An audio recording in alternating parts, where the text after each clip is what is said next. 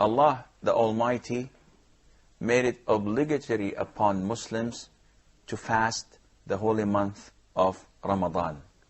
And fasting, as we know, the month of Ramadan is one of the 5 pillars of Islam. Before that, Muslims used to fast, but it was made obligatory upon them to fast the day of Ashura. And that was before Ramadan became obligatory. And the day of Ashura is the 10th day of the month of Muharram, the first month of the Islamic calendar. And the reason behind the Muslims fasting that had to do with Moses. Yeah. It is the same day that Allah Azza wa Jal has saved Moses and the sons of Israel from Pharaoh and his followers.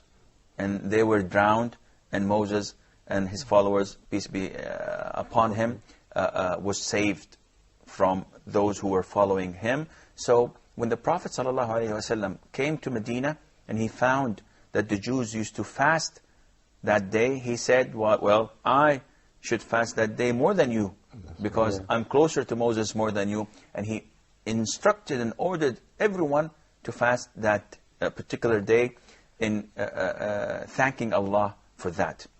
Well, the Prophet ﷺ at the very beginning, he fasted only the 10th. And then he said, well, if I make it to the next year, I will fast with it the 9th.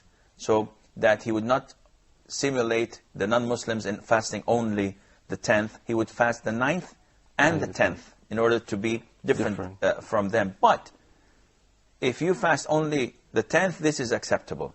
It's not obligatory, because now with Ramadan, it's not obligatory anymore.